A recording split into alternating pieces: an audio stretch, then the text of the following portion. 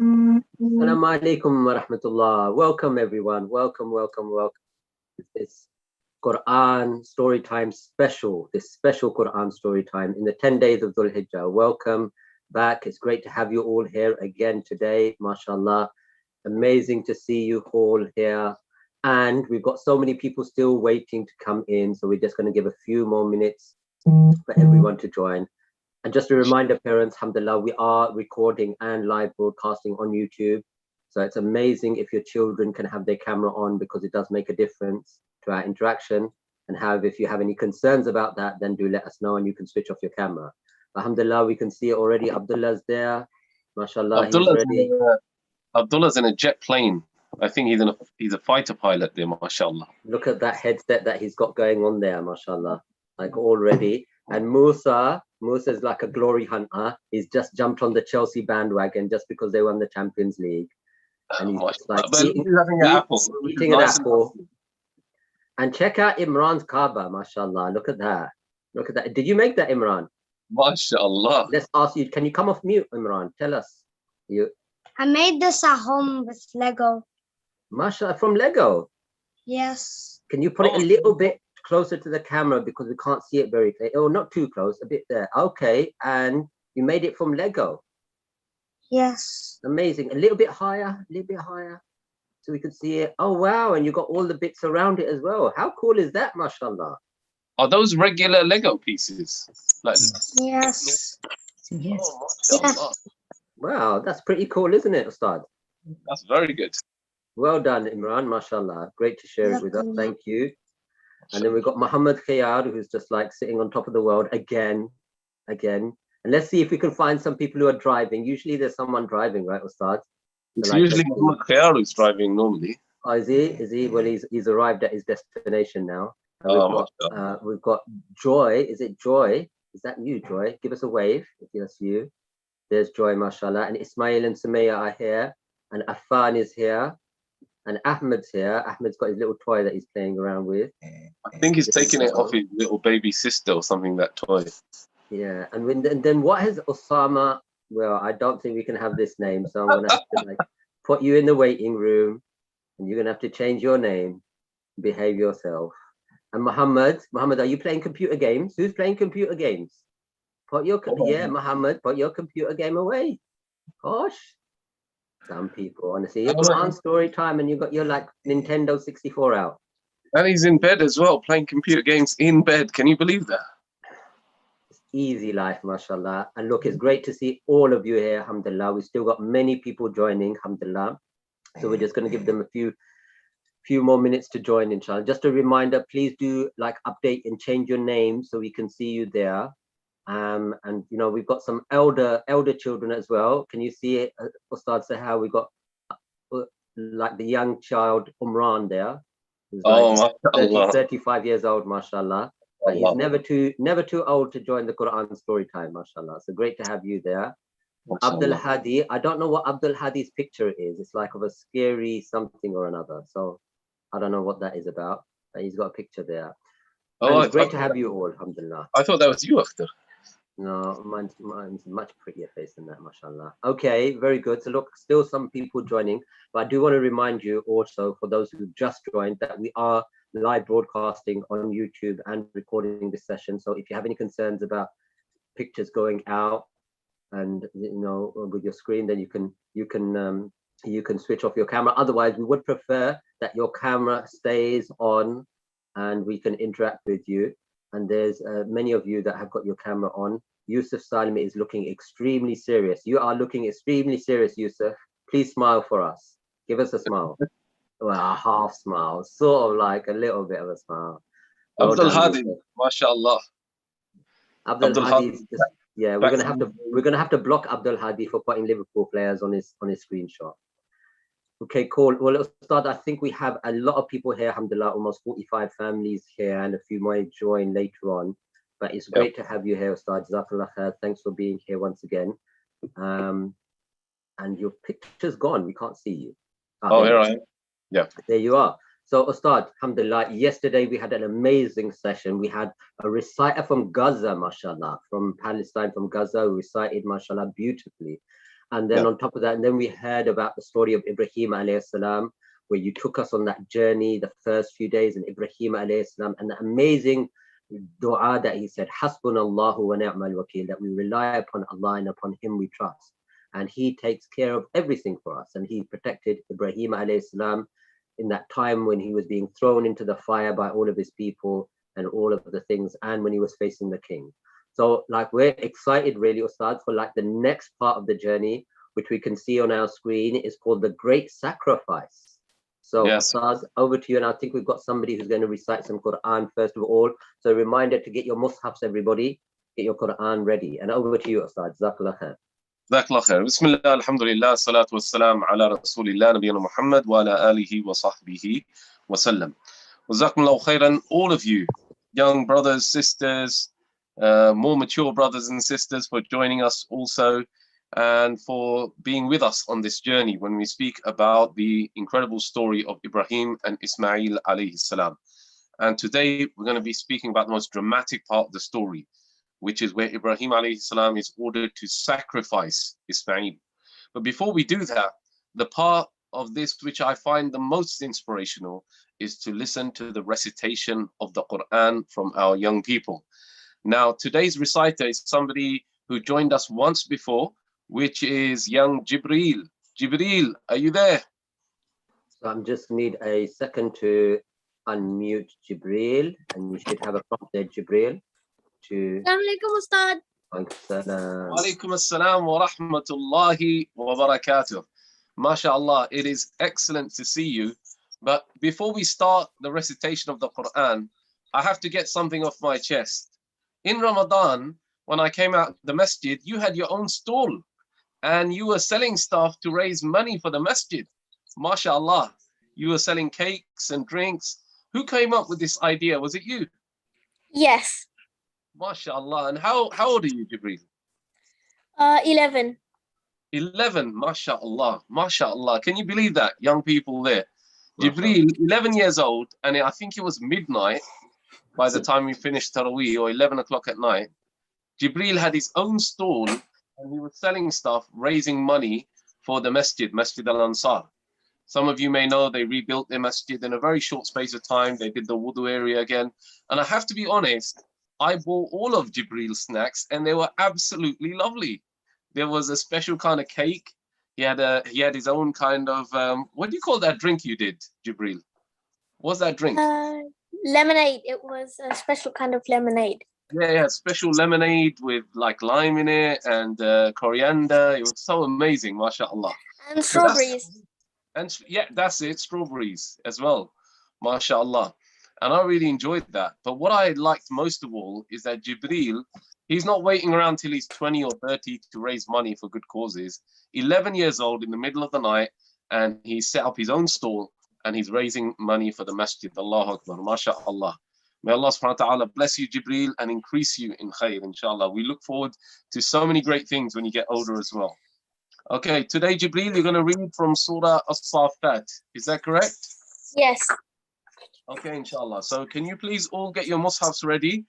We're also going to share on the screen the ayat we are covering, starting from verse 83. Okay, Jibreel, Bismillah, you can start.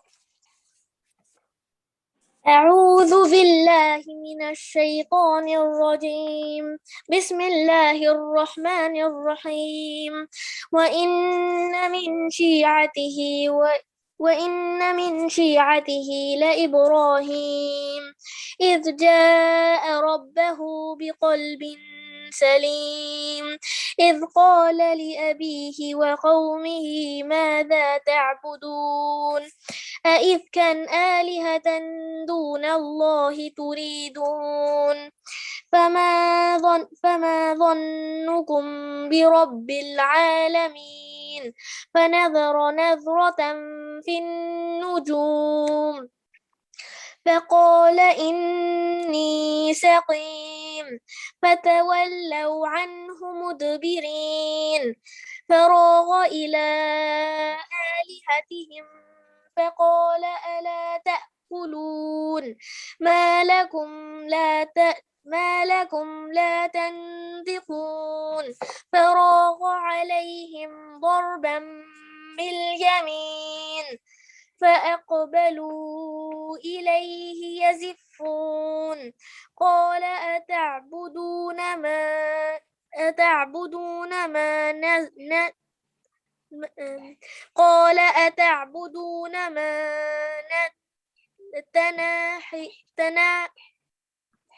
تنحتون والله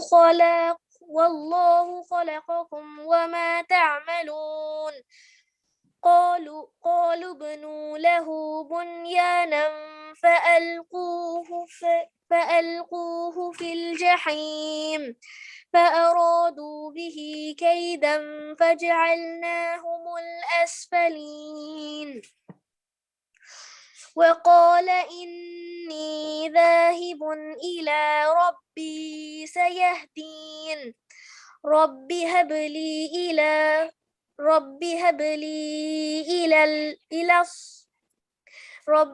لي من الصالحين فبشرناه بغلام حليم فلما بلغ معه السعي قال يا بني إني أرى في المنام أني أذبحك فانظر ماذا ترى قال يا أبت افعل ما تؤمر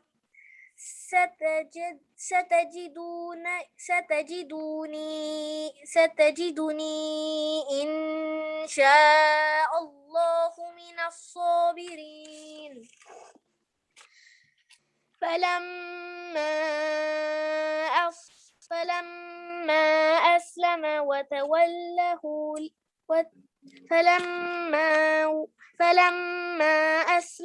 وتله للجبين وناديناه أن يا إبراهيم قد صدقت الرؤيا إنا كذلك نجزي المحسنين إن هذا لهو البلاء المبين وفديناه بذبح عظيم وتركنا عليه في الآخرين سلام على إبراهيم كذلك نجزي المحسنين إنه من عبادنا المؤمنين. MashaAllah, MashaAllah. That was excellent. A very long passage, Jibreel, MashaAllah. Excellent. Now, Jibreel, do you have your picture book today? Yes, I do. Okay, do you think we can see your picture book again? Just a minute.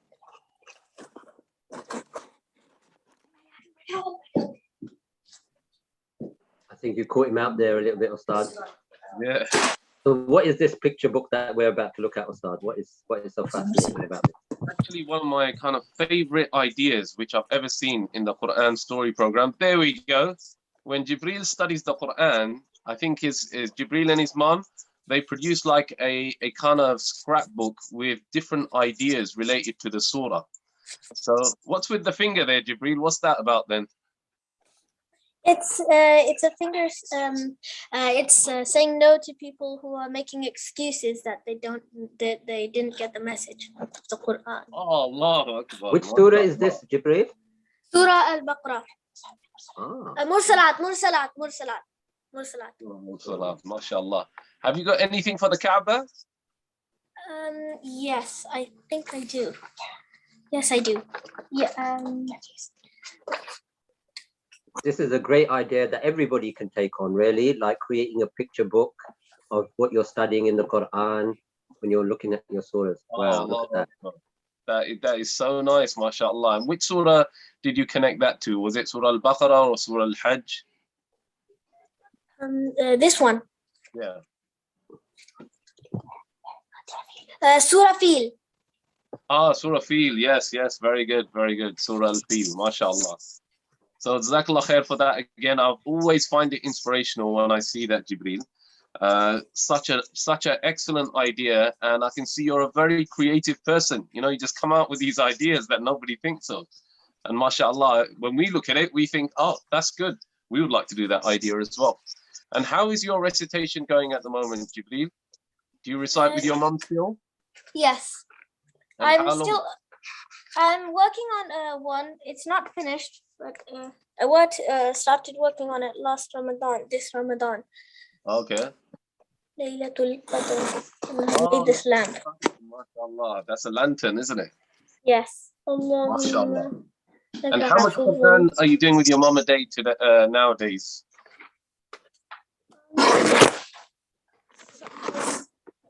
Twice or 3 times a week. Twice or 3 times a week, yeah? Yes.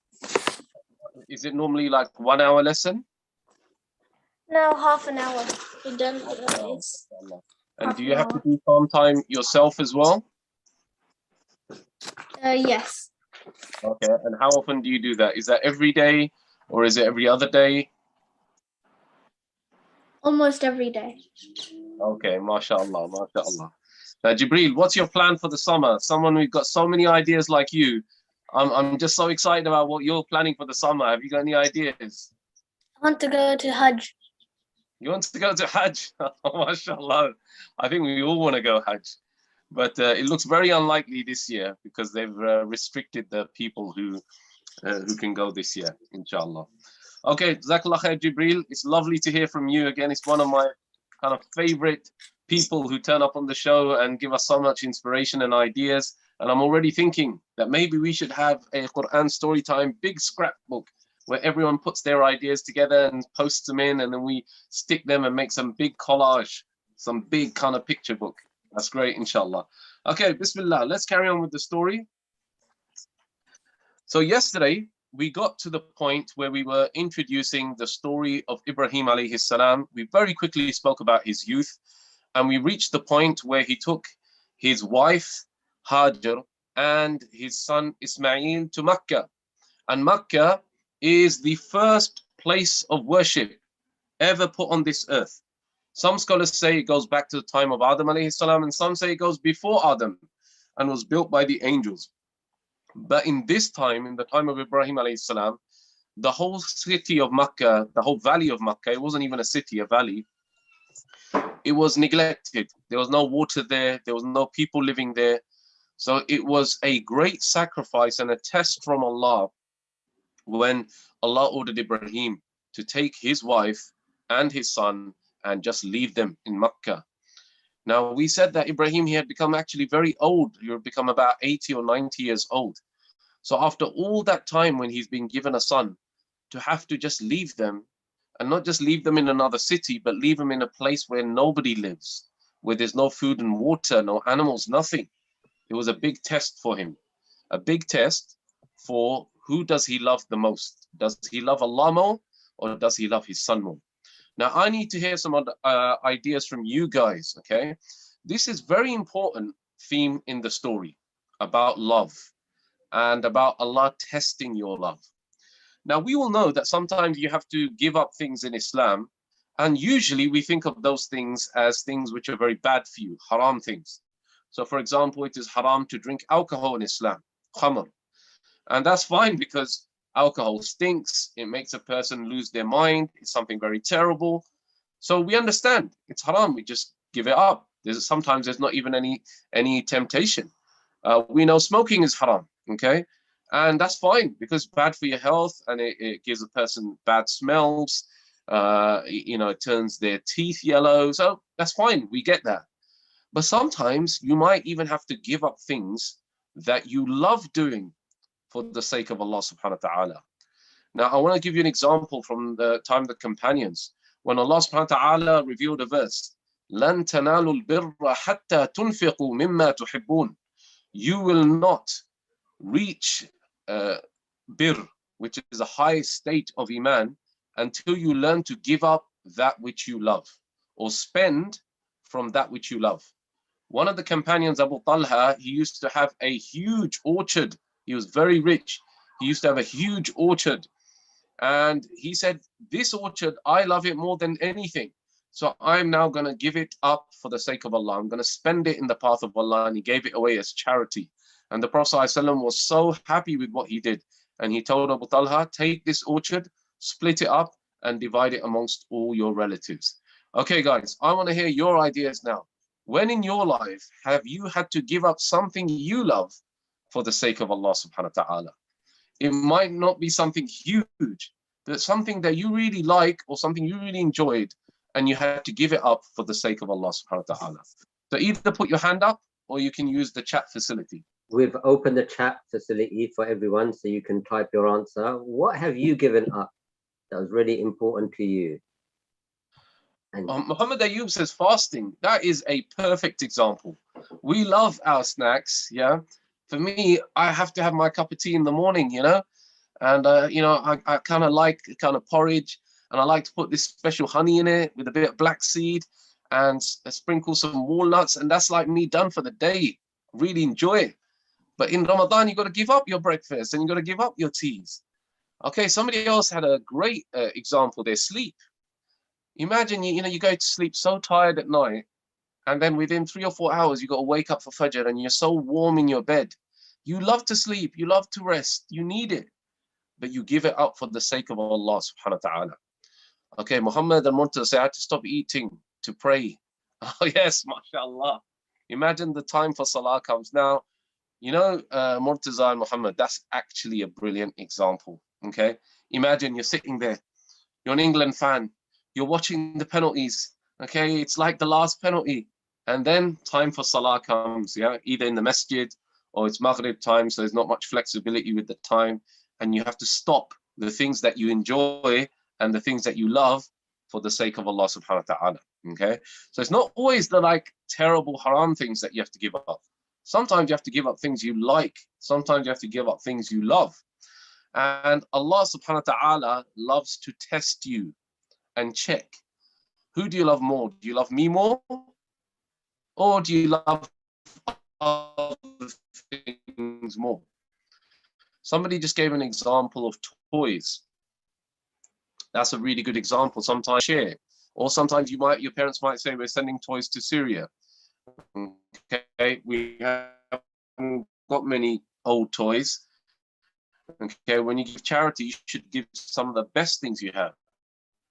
So they might ask you to give your toys away in charity. I had to give my best ones to friends. I'd really struggle to give those away. So subhanAllah, some lovely examples. Ustad Akhtar, do we have anyone with hands up who wants to give up?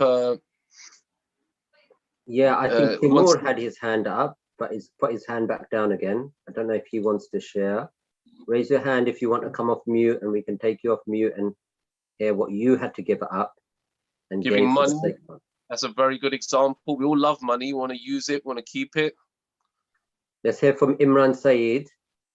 Go ahead, Imran Saeed, you should be able to come off mute. Playtime for Quran.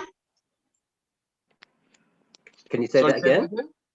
So I have to give up my playtime for Quran. Like playtime, and my parents call me Quran time. Subhanallah, mashallah, that's a beautiful example, especially for this session. If you want to learn the Quran, like we heard from Jibreel, and especially like we heard from Ustad Ibrahim yesterday, you have to have a routine and you have to have discipline. You have to be able to spend time. And that means definitely there's going to be times when it's playtime, but you got to go and do your Quran. That's an example of giving up something you love for the sake of Allah subhanahu wa ta'ala. Ustad Akhtar, we got any more hands up, or should we carry on? Yeah, we do. Zain wants to share something. So Zain, go ahead. You should have a prompt to unmute yourself. I give up my sleep when I wake up for Fajr. MashaAllah. MashaAllah. MashaAllah. We all love our sleep. And to be able to go to wake up, get out of your bed, go and do wudu when it's so cold and so dark. You see, it's different in Muslim countries. There's an adhan, everyone's coming to life. It's a lot of activity, but here it's quiet. Yeah, nobody would notice if you just stayed in your covers and go to sleep. But to get out of bed, a big sacrifice for the sake of Allah subhanahu wa ta'ala. Okay, inshallah, let's get back to the story. So we have Ibrahim alayhi salam. He leaves his wife Hajar and son Ismael in Mecca, and he turns around and he walks away. And his wife Hajar, she's panicking and she says to him, "Where are you going?" And he's not responding at all until she says, "Did your Lord order you with this?" And Ibrahim stopped and he said, "Yes." And Hajar showed so much trust in Allah subhanahu wa ta'ala, just like a husband has so much trust in Allah. And she says, then Allah will look after us. Now we learn about the famous story of when they ran out of water and dates and food, and they went from the well, when the Hajar ran to the Mount Safa, the nearest hill, and was looking around for food or water or any sign of life. And then she ran down the hill to the flat parts, the valley, and then she sprinted across that and then went up to the next hill of Marwa. And she did this 7 times. And that is where we get the practice of sa'i. When you go on Hajj or Umrah, you have to do sa'i between Safa and Marwa. And we practice this because Hajar, the wife of Ibrahim alayhi salam, mother of Ismail, did this. And if you look up in the hallways, you'll see 2 green lights. That's the point of the valley where Hajar was running at her fastest, because it was like a flat ground. After 1400 years now, the whole thing is flat. You're not really going to see 2 mountains. But in those days, there were 2 like hills, Safa and Marwa. Okay, and we spoke about one of the most dramatic part of the story is when Jibreel alayhi salam came in his angelic form and put his wing into the floor, into the ground, and from there came the well of Zamzam, this special well which was from Allah subhanahu wa ta'ala as a gift to this earth. Now, Hajar was panicking and she started to create a pool for the well, started to put rocks and try to contain the water, because she was panicking that in the desert the water will evaporate or it will just sink into the sand. Okay. And the Prophet ﷺ said, "May Allah have mercy on Hajar. If she had just let the water flow, it would have flowed throughout the whole of the entire world." So now we're going to rejoin the story. Hajar and Ismail, they grow up in this valley now where they have access to water. And because they have access to water, the well of Zamzam, and if any of you get a chance, try and look on the internet, you will see pictures of the source of Zamzam. It's like an underground rocky well. So as they have access to water, you find animals, you find life starts to come, and you find that a small community starts to develop. So initially there is only Hajar and Ismail, but then an Arab tribe from Yemen come and head over towards Mecca, because they see certain birds circling over Mecca, and they know, because they are experts of the desert, that these birds only circle on top of water. So they come and they found this lady, Hajar, and she has access to water, and they ask her if she can live with them, if they can live with her. Now Hajar says yes, but on condition that I am in charge of the water. Now, these people were very respectful, because they could have just said, "You know what, we're a group of men. We can just overpower you. You're just one lady and a little baby. We can do what we want." But they respected the fact that she was in charge of the Zamzam water. Now, this tribe, does anybody know their name? Can anybody use the text facility? Do you know the name of this tribe? No? I've just opened the chat facility. You can type in your answer in the chat box. You'd have to have studied the story in quite detail to know this. Oh, excellent. Ismail and Sumayya and Isa. It's Jurham, the tribe of Jurham. Now, Quraysh, Abdul, that is a good try. I will explain where the Quraysh come from. So this tribe of Jurham, they are from Yemen. Now, Yemen is suffering a lot of problems nowadays. What people don't realize is Yemen, that area, are the original Arabs. They are known as Al-Arab al-Qudama, they come from Yemen. Even the old nations like Ad, Thamud, they were largely from that area. Okay, so these are the pure original Arabs who came to Mecca and they settled down with Hajar and Ismail. Now Hajar is from Egypt, she is from Misr, and Ismail, he is the son of Ibrahim, and Ibrahim is from Iraq. So you now have this kind of melting pot of different cultures. You have the original Arabs from Yemen, you have Hajar, who is Egyptian, and you have Ismail, who is the son of Ibrahim, who is from Iraq, from Babylonia, the ancient civilization of Babylonia. So from there, you get this kind of what's known as the Arab al-Musta'riba, this new version of Arabs that grow up. And they are the forefathers of the Prophet Muhammad sallallahu alaihi wasallam. So the Prophet Muhammad sallallahu alaihi wasallam, he's an Arab, he is from that area, but he had kind of the best traditions and cultures from the ancient Arabs, from the Egyptians, from the Iraqis, and he is like the perfect human being who has been built and developed over time through these different generations and these different cultures coming together. So now they grow up, and Ismail alayhi salam, he's getting older, and as Jibreel recited in those verses, فَلَمَّا بَلَغَ مَعَهُ السَّعْيَ, he starts to reach an age where he can walk with his father. So his father comes back from time to time and visits Ismail. He loves his wife and his son so much, he always tries to come back and visit. But the Quran says, فَلَمَّا بَلَغَ مَعَهُ السَّعْيَ, then when he reached the age to work with Ibrahim. So now Ismail's getting like a young boy. So when he becomes a young boy, Ibrahim loves him even more because he helps Ibrahim. Ibrahim can see that he has qualities which will make him a prophet one day. But then Ibrahim receives the most unbelievable command from Allah subhanahu wa ta'ala. فَلَمَّا بَلَغَ مَعَهُ السَّعْيَ قَالَ يَا بُنَيَّ إِنِّي أَرَى فِي الْمَنَامِ أَنِّي أَذْبَحُكَ. He comes to Ismail and he says, I have seen in a dream that I am slaughtering you. Now, Ibrahim alayhi salam doesn't get an angel to tell him to slaughter his son. He doesn't receive a verse of revelation. He just sees a dream. And he sees the dream over and over again. Now, can anybody explain the significance of that?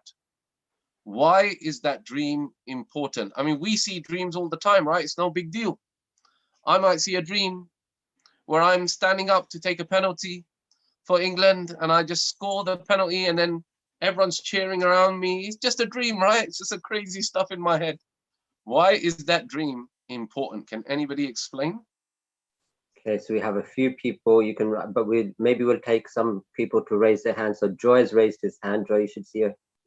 Go ahead, Joy. Because all prophets, all the dreams from the prophets are always real. Allahu Akbar. What an excellent answer. MashaAllah. The dreams of the prophets are true. They are what's known as wahi. They are revelation. They are inspiration from Allah subhanahu wa ta'ala. So Allah is sending inspiration to Ibrahim that he must slaughter his son. Ibrahim doesn't question why. Why are you asking me to do this? Why did you give me a son if you're going to ask me to slaughter him? This is murder. This is a major sin.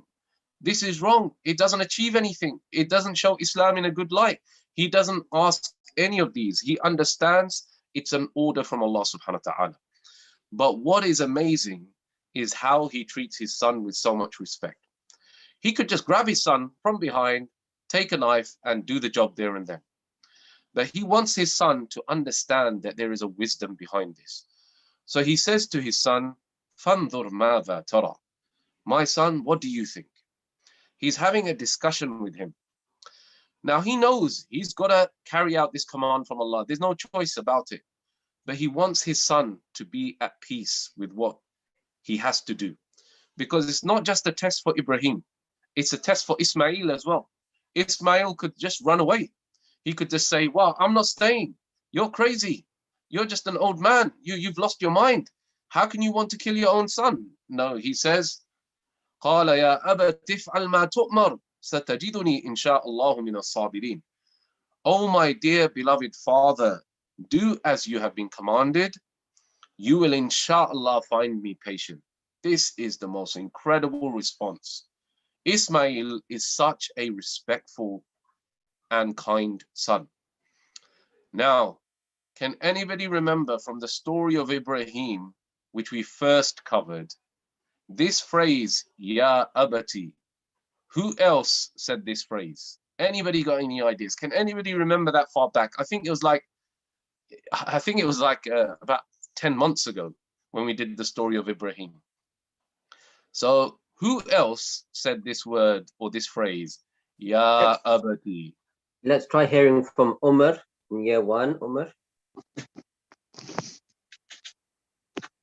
Go ahead, Umar, we can hear you.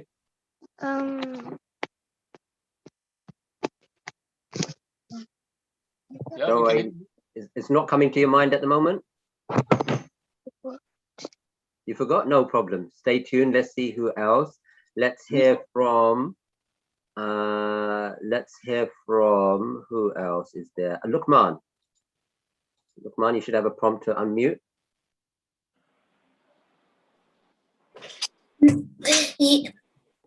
I forgot what I was going to say.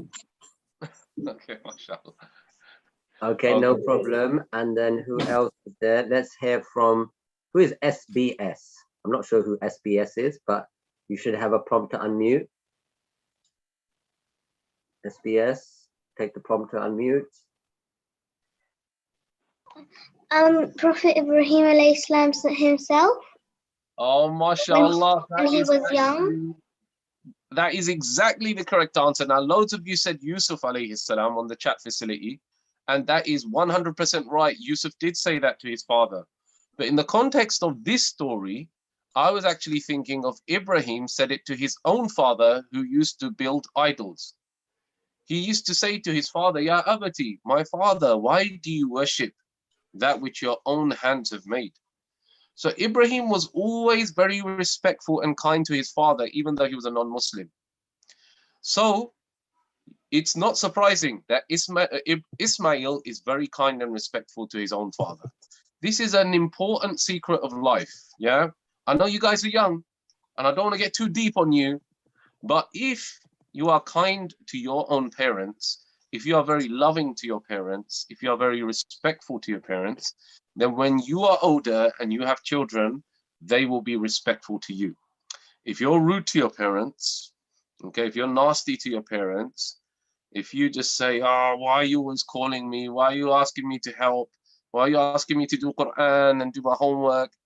And if you're very rude to them, then I'm afraid what goes around comes around. Yeah, that's what we say, what goes around comes around. That when you are older and you have children, they'll be totally disrespectful to you. And then you'll think, I remember that time I was so rude to my mum. That time I was so disrespectful to my dad. Now I can see my own children behaving like that. So it's very important to be respectful to your parents. Now go back to the story. Ibrahim alayhi salam, Ismail says, Ya abati fa'al ma tu'mar, satajiduni insha'Allahu min as-sabirin. Oh my dear father, do what you have been ordered. Ismail is such a deep thinker. He says to him, do what you have been ordered, because he doesn't want Ibrahim to have any doubt that this is a command from Allah. Because remember, no angel came and there was no verse of the Quran or verse of Revelation. This was just a dream. So Ismail reassures his father and says, you've been ordered to do this. Make sure you do it. And Ismail doesn't want to show off and say, look, what an amazing son I am. Look how much I believe in Allah. So he says, you will find me patient, insha'Allah. Insha'Allah. Allah is the one who's going to give me the ability. What an amazing father and what an amazing son. Inshallah, let's move on to the next slide. Yeah, I think we've been through that one, so carry on moving. That's where we'll stop. So now, Ibrahim alayhi salam takes his son Ismail alayhi salam and they go to a special place. According to some kind of reports, it's in Mina. And there, Ibrahim alayhi salam has a kind of altar, a place for the sacrifice, and he turns the head of his son sideways. فَلَمَّا أَسْلَمَ وَتَلَّهُ لِلْجَبِينِ. Then when they submitted, meaning they both were at complete peace with the order of Allah, Ibrahim laid him on the side of his forehead. He put his head sideways so as not to see his expression as he cut through. And he put pressure on the knife and on the neck of Ismail to slaughter his son in the name of Allah subhanahu wa ta'ala. And he pressed and he fulfilled the command of Allah subhanahu wa ta'ala. But Allah subhanahu wa ta'ala called out to Ibrahim and Ismail, وَنَادَيْنَاهُ أَن يَا إِبْرَاهِيمُ قَدْ صَدَّقْتَ الرُّؤْيَا إِنَّا كَذَلِكَ نَجْزِي الْمُحْسِنِينَ. We called out to him, O Ibrahim, you have already fulfilled the vision. Indeed, this is how we reward the good doers. إِنَّ هَذَا لَهُوَ الْبَلَاءُ الْمُبِينُ. This is the main lesson from this story. That was truly a revealing test. This is a test from Allah subhanahu wa ta'ala. All those little examples that you gave of coming out of your bed and giving up your food and giving up your toys and your clothes and having to sacrifice for Quran time, they are all mini tests from Allah subhanahu wa ta'ala. This is the big test. But these are all mini tests from Allah to show that you love Allah subhanahu wa ta'ala. وَفَدَيْنَاهُ بِذِبْحٍ عَظِيمٍ. And we ransomed his son with a great sacrifice. When Ibrahim looked down, expecting to see his son covered in blood, he found a huge ram, a ram that he had slaughtered instead of Ismail. Allah had replaced Ismail with this great ram and this great sacrifice. And from there, we get the practice of udhiyah, qurbani. If you ask your parents, have a little discussion with them. What are you doing for qurbani? Some people are doing the qurbani from a local butcher, slaughter. Some people are doing the qurbani with a charity. Some people are doing it in the UK. Some people are doing it abroad. These are all examples of us remembering the great sacrifice of Ibrahim alayhi salam. Allah subhanahu wa ta'ala loves that we sacrifice for his sake. Allah loves that we sacrifice halal animals for his sake. Because when we sacrifice in the name of Allah, Bismillahi wallahu akbar, and we slaughter the sheep or the goat or the ram or even the camel, then we are recognizing that Allah subhanahu wa ta'ala is the owner of that life. Yeah, none of us can sacrifice in anyone else's name. Okay, what about things like hunting, fox hunting? Are you allowed for sports to shoot and kill animals? Are you allowed to do that? Are you allowed to, for example, just get a bow and arrow and just shoot an animal for fun? Are you allowed to do that? Use the chat facility. What do you think? Are you allowed to do that? Absolutely no. Okay, absolutely no. And till this day, in many countries, okay, they do hunt animals not for food, but for sport, okay, just for enjoyment, and they find it funny and enjoyable on a social occasion. No, it is absolutely not allowed, but not because it's mean to the animals, but because you're not allowed to take a life which Allah gave unless Allah gave you permission to take that life. Allah is the one who ordered Ibrahim to take the life of Ismail. Allah is the one who orders us that there are certain animals we can eat and certain animals which we can't eat. So this is the qurbani, which we, okay guys, we get the picture, yeah, we get the picture, mashallah. A lot of no's coming through, mashallah. Okay, but remember, it's not to do with the animals really, it's to do that Allah is the giver of life. Yeah, he's the only one who can take permission. Now, once both Ibrahim and Ismail had passed this test from Allah subhanahu wa ta'ala and showed that they love Allah more than anything else, and they both were now prophets. Ismail was also a prophet.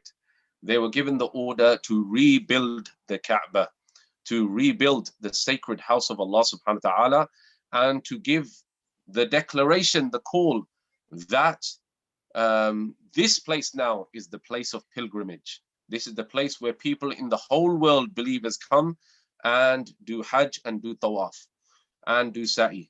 And it all starts from the time of Ibrahim and Ismail alayhi salam. And we spoke to Sheikh Abu Layth yesterday. Every year, 4 or 5 million people come to relive the story of Ibrahim and Ismail alayhi salam. And tomorrow, inshallah, with my favorite Ustad Masood, we're going to be talking about the actual Hajj itself and what you have to do in the Hajj. We heard Jibreel saying that he wants to go Hajj this year. I don't want to tell him this, but unfortunately, they're not going to be letting anyone from the UK go Hajj this year. But it shows that even from a young age, you should have this real desire in your heart that I want to go to the Kaaba. I want to go to the place built by Ibrahim and Ismael. And I want to do the sa'i like Hajar did the sa'i thousands of years ago. And I want to be in that great place, which is the best place on earth, inshallah. Okay, inshallah, Ustad Akhtar, I think we'll stop there. Yes. We're going to go into our most fun part, isn't it now? This is one of our bit that everybody's been waiting for, I'm sure. It's our quiz time. So before we go into our quiz, we've got to see you're all awake. So give me a wave just to see.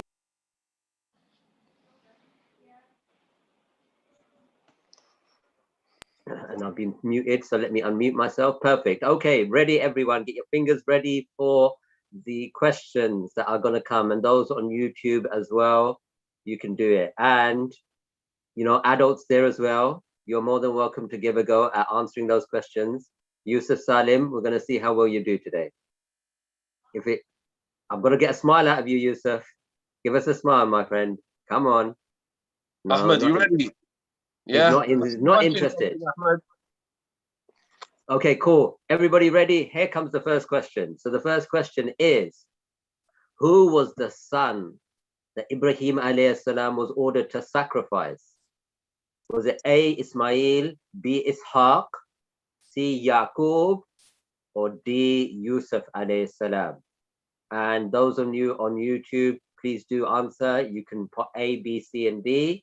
For Ismail, Ishaq, Yaqub, and Yusuf alayhi salam. And we'll give you another 3 seconds speedy answers today, Ustad. Like everybody's like pretty much answered it.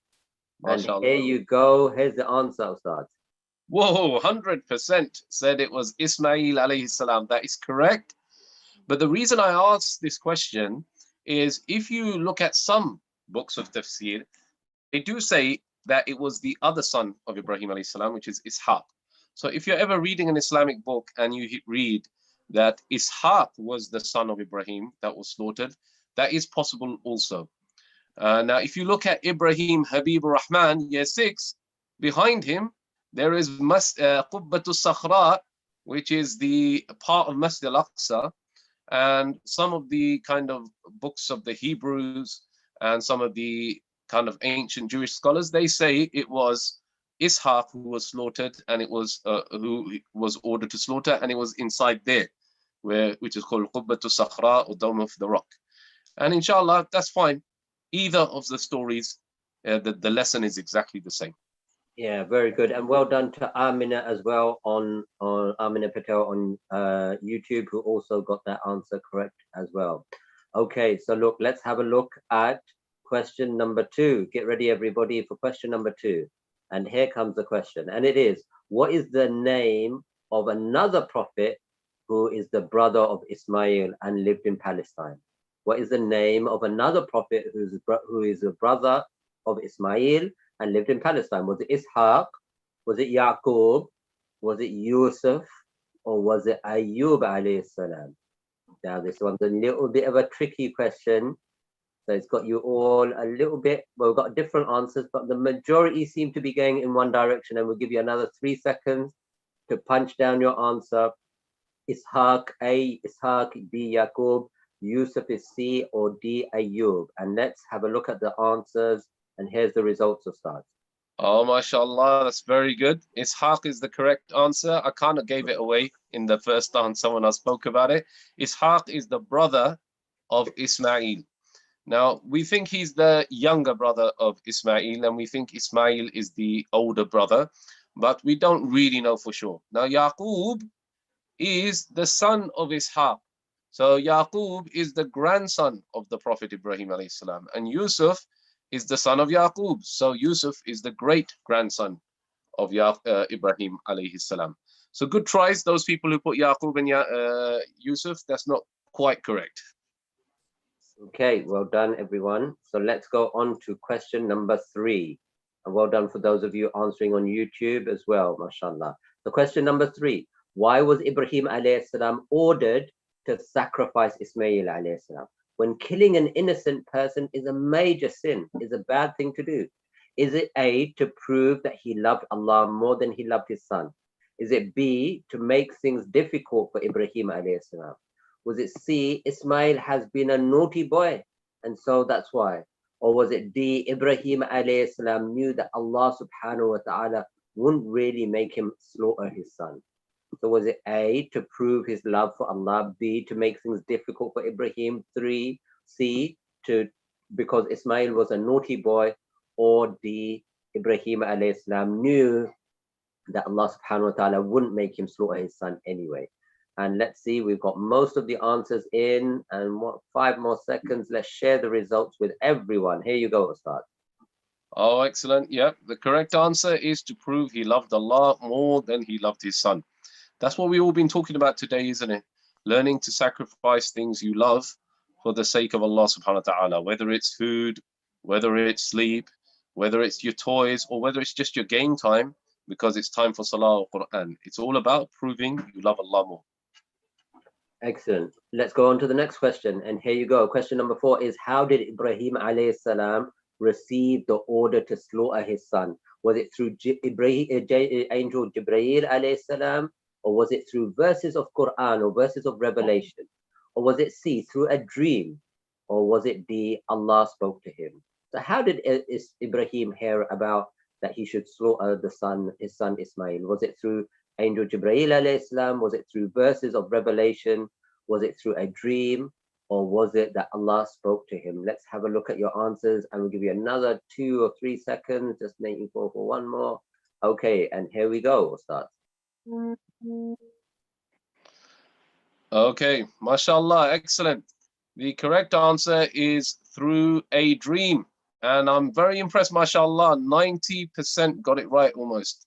MashaAllah. So this made it a lot more difficult for Ibrahim. You know, when it came through Jibreel, when it comes through a verse, or even Allah speaking directly, it's very, very clear, isn't it? It's crystal clear.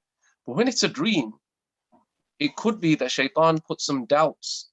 And in fact, Shaitan on the way to Ibrahim, I forgot to mention this, when Ibrahim was taking his son Ismail, on the way to being slaughtered, Shaitan appeared to him and tried to persuade him not to do it. And Ibrahim pelted stones at the Shaitan to drive him away.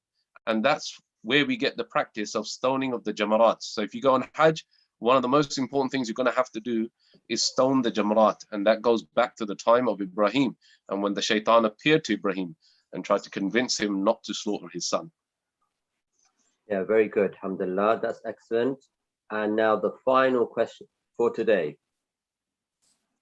is, how did Allah save Ismail alayhi salam from being slaughtered? Was it that Ismail alayhi salam vanished? Is it that Ibrahim alayhi salam could not use the knife?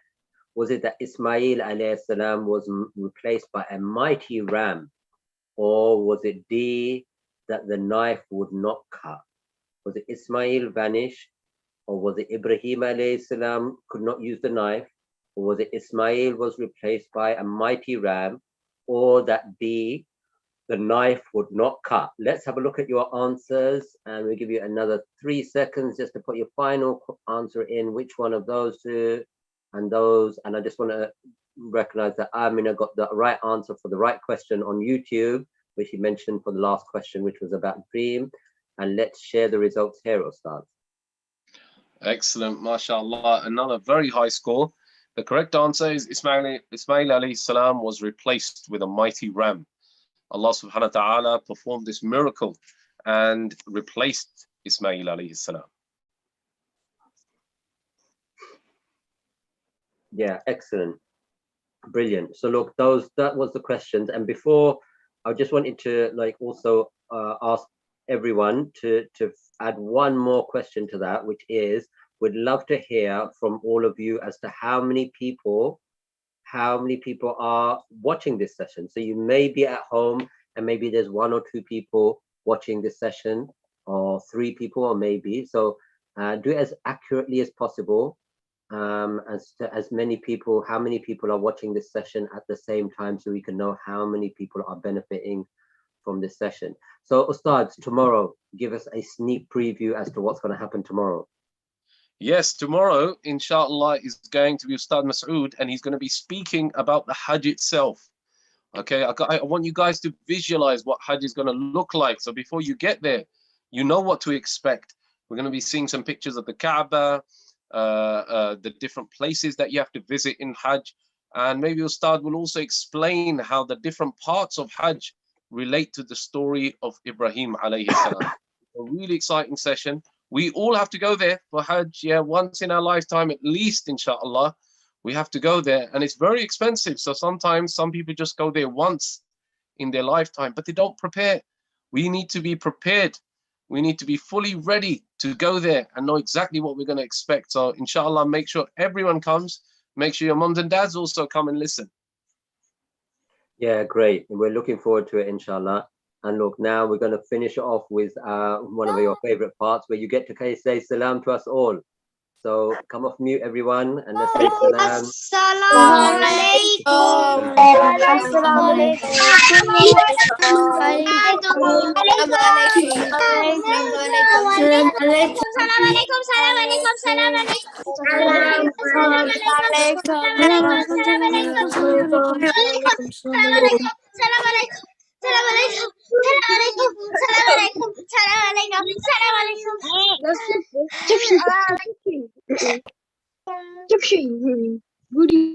Hey. All right, everyone. Jazakallah khair. Assalamu alaikum. We'll see you soon, inshallah. Wa alaikum assalam to Allah. Jazakallah khair. And we see you tomorrow, inshallah. Please log in on time. And we'll see you tomorrow. Tell your friends and family, all of them, to join us tomorrow, inshallah.